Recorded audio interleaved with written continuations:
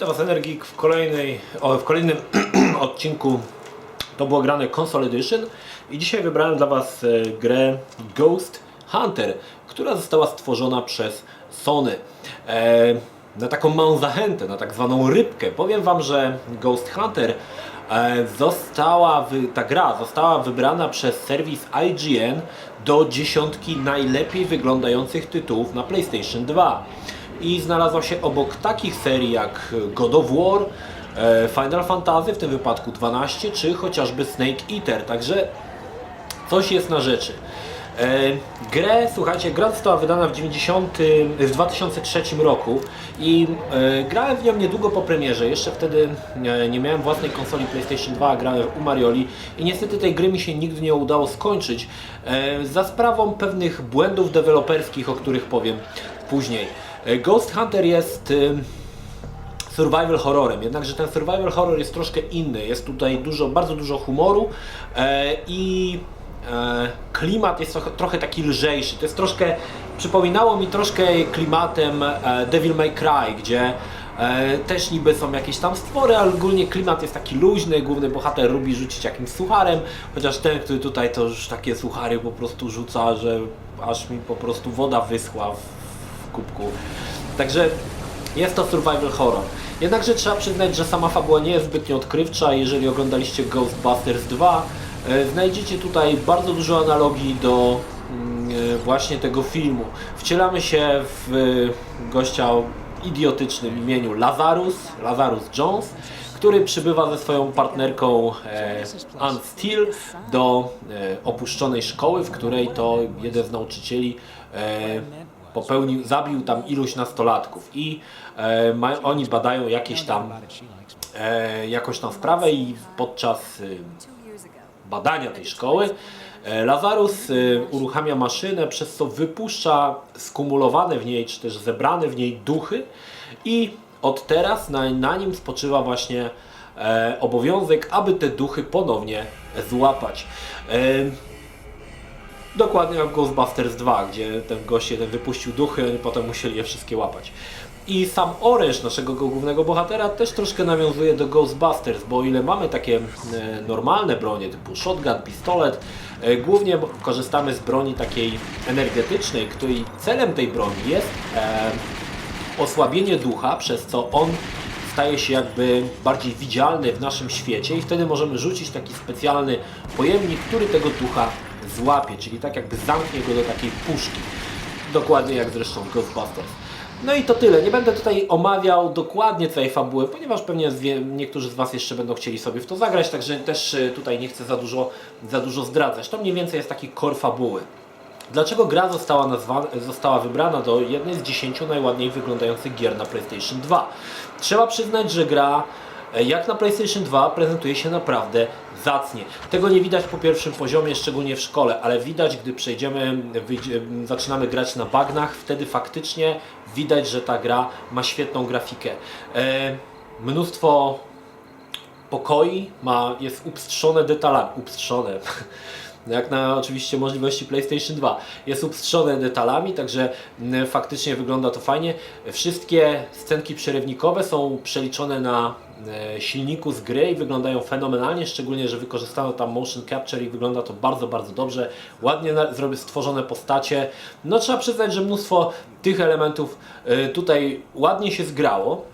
Jednakże nie wszystko do końca tutaj wyszło dobrze. Przede wszystkim strasznie jest drewniane poruszanie się bohaterem, co trochę takim jest kontrastem, ponieważ postać w grze porusza się trochę jak miała kij w dupie, a na cutscenkach wykorzystano motion capture, także tutaj mamy takie różne, taki dysonans, tak, pomiędzy jednym a drugim.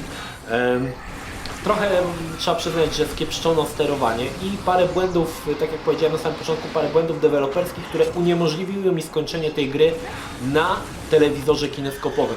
Dlaczego? Ponieważ autorzy zdecydowali, że skoro duchy, no to duchy powinny być niewidzialne. One co prawda są w pewien sposób widzialne, trochę jak Predator w dżungli, czyli na takim powiedzmy polu maskującym i problemem, który ja napotkałem grając gdzieś około 2000, 2004, 2003-2004, dokładnie nie pamiętam, był problem taki, że autorzy dodali niewidzialnych snajperów, którzy często byli pochowani w jakichś oknach, których w ogóle nie było widać, i na telewizorze kineskopowym praktycznie granie w tą grę na, nie wiem, jaki to był, 18 cali może, praktycznie nie było możliwe, żeby znaleźć tego snajpera, co go dopiero go strącić. I przez to sprawiało, że gra w tamtym czasie wydawała mi się koszmarnie trudna, bo ciągle właśnie ci snajperzy, niewidzialni snajperzy byli praktycznie nie do pokonania. Dzisiaj, odpalając tą grę na oryginalnej konsoli nadal, tutaj mała taka dygresja jeszcze wrzucę, większość gier zdecydowałem, że jednak będzie nagrywane na oryginalnej konsoli, nie będę wykorzystywał emulatora, aby oddać bardziej klimat oryginalnego tytułu. Dzisiaj, odpalając tą grę na oryginalnej konsoli, zrzucając sobie obraz przez Elgato, przez HDMI, trzeba przyznać, że nie miałem tego problemu i tak naprawdę zginąłem parokrotnie i jakoś o wiele łatwiej mi to szło. Ale na telewizorze kineskopowym no ten problem niestety był dosyć poważny. Są też ciekawe, słuchajcie, ciekawa historia wydania tej gry, ponieważ grę wydało Sony, to gra została wydana na rynek europejski, jednak Sony zdecydowało się nie wydawać gry na Amerykę Północną. To w ogóle całkowity absurd. I dopiero grę na rynku amerykańskim wydało chyba Namco. Dodatkowo wersja amerykańska i wersja europejska różnią się tym, że w wersji amerykańskiej wprowadzono ponad 1500 poprawek do gry. To jest naprawdę konkretna liczba. I ta wersja amerykańska jest troszkę jakby, wydaje mi się, że troszkę łatwiejsza, bardziej przystępniejsza. Bo tutaj trzeba przyznać, że parę elementów nie do końca zagrało. Przede wszystkim sterowanie jest dosyć dziwne. Zazwyczaj w większości gier z perspektywy trzeciej osoby, strzelanych, jak na przykład Resident Evil 4, zazwyczaj mamy tak, że pod R1 mamy przyłożenie się do strzału, natomiast pod R2 strzelamy. Tutaj z jakichś niewiadomych powodów przyłożenie się i strzał jest pod tym samym przyciskiem i chyba jest to R1, o ile dobrze pamiętam. Także dosyć dziwne, ale można chodzić podczas strzelania, czego w Rezydencie niestety nie było. Jeżeli przymkniemy na to oko, gra oferuje całkiem niezłą fabułę. Nie mogę powiedzieć, że ona jest, tak jak powiedziałem, ona mocno nawiązuje do Ghostbusters, natomiast te pozostałe wątki są dosyć ciekawe, bo w swoich podróżach Lazarus odwiedzi te bagna, o których wspominałem, naprawdę wyglądają fenomenalnie na PlayStation 2. Odwiedzimy statek z czasów II wojny światowej, gdzie będziemy strzelać się właśnie z duchami żołnierzy. Odwiedzimy więzienie, odwiedzimy...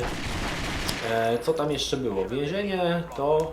I chyba to wszystko już. No i odwiedzimy oczywiście tą szkołę jeszcze raz. Oprócz samego strzelania i łapania duchów mamy też zagadki. I trzeba przyznać, że te zagadki są dosyć trudne. Na tyle trudne, że w wersji amerykańskiej obniżono ich poziom. Także to coś świadczy. Oczywiście to nie jest tak, że będziecie głowić się godzinami, jak to przejść i tak dalej. Raczej te zagadki, można powiedzieć, że zmuszą tam te wasze szare komórki do myślenia, ale tak raczej na luzie, tak? Nie będą się za bardzo przemęczały, ale rozumiem dlaczego, znaczy pewnie dla Amerykanów może i to by był wyższy poziom trudności, nie wiem, dla mnie jakoś tak grało mi się płynnie, chociaż często spotykałem się tutaj z czymś takim, że nie do końca wiedziałem, gdzie mam iść w danej chwili. To, co jeszcze według mnie nawiązuje do Ghostbusters, to wygląd niektórych duchów. Mamy właśnie takie duchy, które wyglądają jak, on się nazywał chyba Slime'a w Ghostbusters, taki zielony duszek. Wyglądają bardzo identycznie, ale oprócz tego mamy jakichś takich grubasów z piłami mechanicznymi, mamy tych żołnierzy, jakieś takie giganty. Lazarus dodatkowo posiada jeszcze jedną umiejętność, o której nie wspomniałem, ponieważ jest on złączony jakby z taką istotą, która się nazywa Astral. I w pewnych miejscach gry przejmujemy nią kontrolę. Astral jest duchem, może poruszać się, może swobodnie latać po lokacjach i ma różne właściwości, czy też różne możliwości, umiejętności, które z czasem są jakby rozbudowywane. Może na przykład przybrać formę fizyczną i naciskać guzik, może wejść w ciało jakiegoś ducha i nim sterować i tak dalej, i tak dalej. Niestety te elementy, kiedy sterujemy Astral, to chyba najnudniejsze elementy w grze i one strasznie zwalniają całą rozgrywkę i przyznam szczerze, że jak już widziałem, że jest takie kółko, które umożliwia znowu poruszanie się astral po grze, to ja już byłem po prostu chory, już mówię, no nie. I niestety ten element bardzo słabo wypadł. Sama gra może Wam przypominać inny tytuł stworzony przez dokładnie ten sam team na tym samym silniku, mianowicie Primal. Primal się pojawi, nie mówię o tym Primalu Far Cry Primal, ale mówię o grze Primal na PlayStation 2. I sam Primal się jeszcze pojawi. Pamiętam, że grając to, pierwszy raz odpalając tę grę, nie będąc świadomym, że został wykorzystany ten silnik Primal, od razu odpalając skojarzyło mi się właśnie z grą Primal. Nie wiem dlaczego, coś w tym jednak jest. Tak jak mówię, no to gra oferuje całkiem niezłe doznanie estetyczne, jeżeli chodzi o grafikę. Jednak powiedzmy sobie szczerze, to nie jest to doznanie, które przeżyliście przy God of War 2 czy Snake Eater. To jest, wydaje mi się, że troszkę inna liga. Ona nie działa w takiej gigantycznej skali jak God of War, ale bardziej w takiej mikroskali. Właśnie jakieś tam te bagna, no to wyszło naprawdę dobrze. To muszę przyznać, że szczególnie ten poziom na bagnach wygląda rewelacyjnie i bardzo mi się to podobało. Sama gra, no tak jak mówię, troszkę strzelania, troszkę zagadek, troszkę poruszania się tą astral w celu rozwiązania jakichś zagadek. Także jest to duże tutaj zróżnicowanie i tak jak mówię, no bardzo fajnie zrobione cutscenki, też bardzo mi się podobało na zasadzie motion capture i ta historia faktycznie wkręca i muszę przyznać, że im dalej grałem, tym bardziej ta historia mnie wkręcała i cały czas byłem ciekawy, co będzie dalej, co będzie dalej, co będzie dalej. Zakończenie jest dosyć ciekawe, nie mogę zdradzać, ale jest dosyć interesujące zakończenie i niespotykane. Znaczy,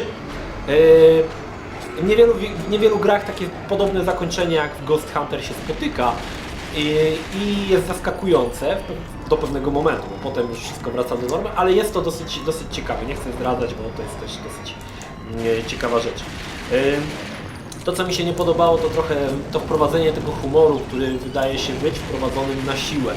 I przyznam szczerze, że jak Lazarus Jones otwiera paszczę, aby rzucić jakiegoś suchara, to już powinien tą paszczę zamknąć, już się nic nie odzywać.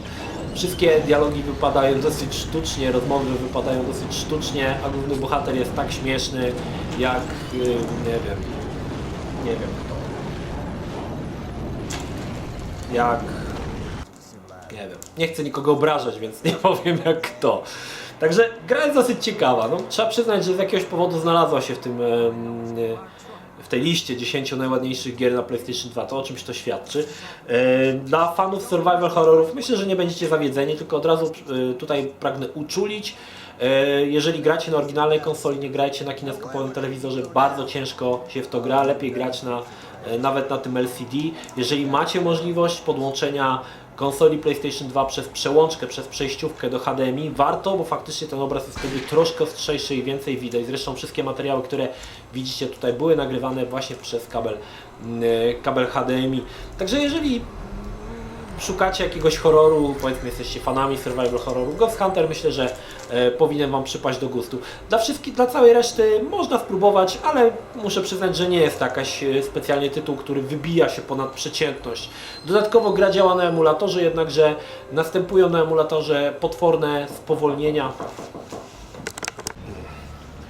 Sorki, akurat kurier był odebrać monitor, który wrócił do AOC. Także o czym ja to mówiłem? Gra pod emulatorem działa w miarę ok, ale w momencie, kiedy zaczyna się łapać duchy, następują okrutne spowolnienia i wtedy gra spowalnia do paru klatek. Trochę to przeszkadza i trzeba przyznać, że na oryginalnej konsoli gra działa płynniej i gra się w to po prostu lepiej. Podsumowując, ciekawy tytuł, nie dla każdego, ale ciekawy tytuł. Jeżeli jesteście zainteresowani, jak wygląda jedna z 10 najładniejszych gier na PlayStation 2, warto spróbować. Jeżeli jesteś fanem survival horrorów, również warto spróbować. A jeżeli nie, możesz spokojnie sobie tą grę darować. To tyle. Pozdrawiam Was, Energik, trzymajcie się, do następnego. Cześć!